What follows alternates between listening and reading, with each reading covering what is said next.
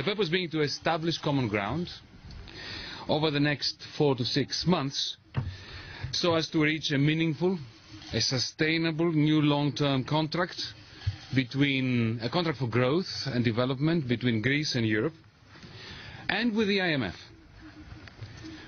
Moreover, I have no doubt that these negotiations and discussions will continue, as the President of the Eurogroup indicated, tomorrow, the day after, and I have no doubt that there is going to be an agreement in the end, an agreement that will be therapeutic for Greece and good for Europe. Now, you may very well ask me, and I'm sure you will, that if this is so, why have we not managed to agree on a communiqué today, like we didn't agree on a communiqué last Wednesday? Why didn't we manage to conjure up a simple phrase that will unlock immediately this period of deliberation between us and our partners and the institutions?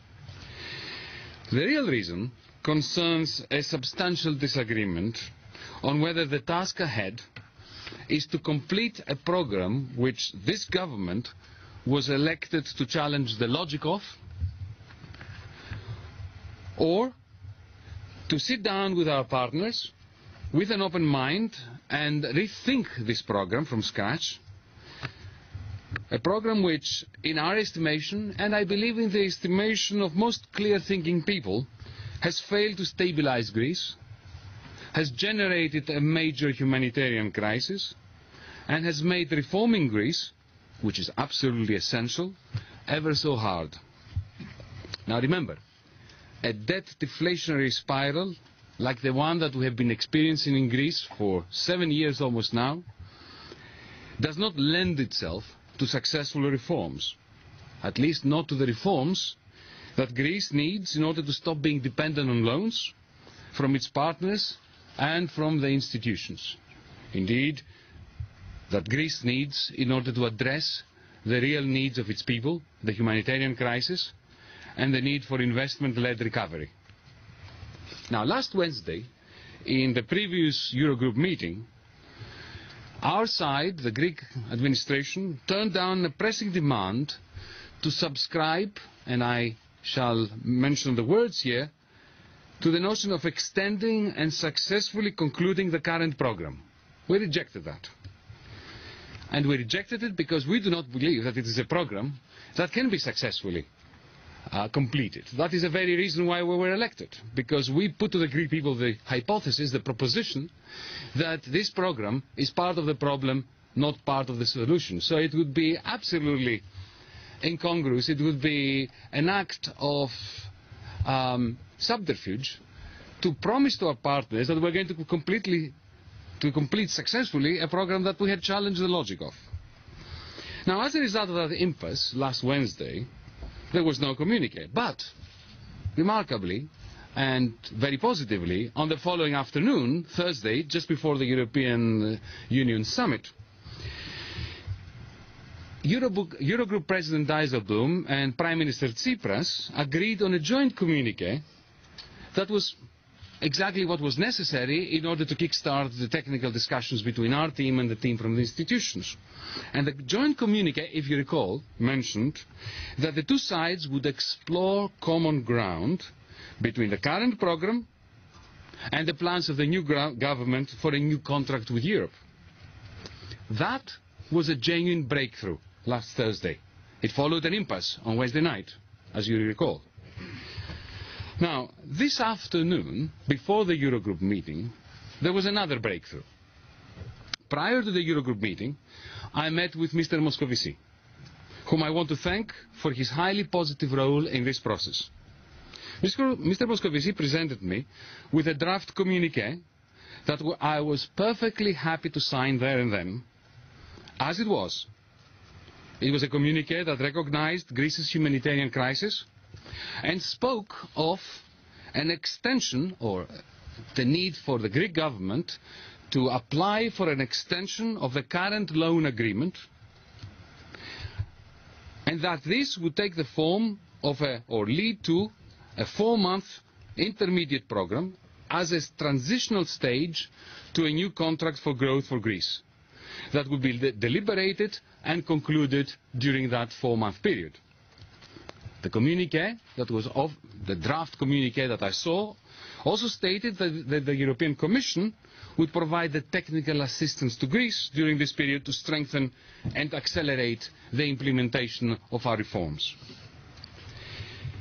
On the basis of this understanding between us and the Commission, we were more than happy, and we remain more than happy, to apply for the loan agreement to be extended. And beyond that, our side, the Greek government, was prepared in order to expedite the process and to make agreement faster, more efficient, and actually fairer. We are prepared to offer a number of conditionalities, which we thought our partners required for the purposes of building trust between our side and them. And this was something that I explained in the Eurogroup meeting in those very words, we reiterate our commitment to the terms of the loan agreement to all our creditors. We are prepared to take no action during the period of this interim agreement between now and, let's say, August. No action that threatens to derail the existing budget framework or any action that has, in the ECB's, the European Central Bank's estimation, implications for financial stability. Our only condition for doing this, that we required of the other side, was that we should not be asked to impose measures that are clearly recessionary and clearly uncalled for in the state of humanitarian crisis we have in Greece. For instance, no cuts in the low pensions, the lowest of the pensions, no VAT hikes during this period, especially in regions of Greece that in the beginning of the summer require all the assistance that they can get in order to boost tourism, a great earner, a great industry for the Greek economy. Unfortunately, that splendid document that I was prepared to sign there and then, without a second thought, was withdrawn minutes before the Eurogroup began by the Eurogroup's president. And it was replaced with another document that took us not just back to last Thursday, but indeed it took us back to last Wednesday. When, let me remind you, last Wednesday we were pressurized to sign up to an extension, not of the loan agreement, but of the program itself, the current program. Being offered, in exchange, as you heard Mr. Dijsselbloem say, the nebulous two-word phrase, some flexibility in that program. Now remember, our government was elected to challenge the philosophy of the program. We were not interested in some cosmetic changes. The idea some, not even flexibility, some flexibility, was highly problematic for us. We were very keen to have an agreement today, as we were last Wednesday. But when asked about what those two magic words, or nebulous words, as I said, some flexibility means, we didn't get a very precise answer. So, for instance, would it mean that pensions, the lowest pensions would be cut by 10%, 5%? How much?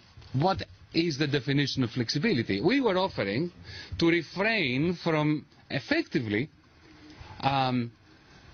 implementing our own program, the program that we were elected to implement, for a period of 6 months, and all we were getting back was a nebulous promise of some flexibility that was never specified. Under those circumstances, ladies and gentlemen, it proved impossible for the Greek government, despite our infinite goodwill, to sign the offered communiqué. And so the discussions continue. We are ready and willing to do whatever it takes to reach an honourable agreement over the next 2 days. Our government will accept all the conditions that it can deliver upon and which not reinforce our society's crisis. No one has a right, not us, not any of our partners, to work. No one has a right to work towards an impasse, towards a dead end, especially one that is mutually detrimental for all Europeans. Thank you. Mr. Minister, from where we're standing, we saw that the Eurogroup, according to Mr.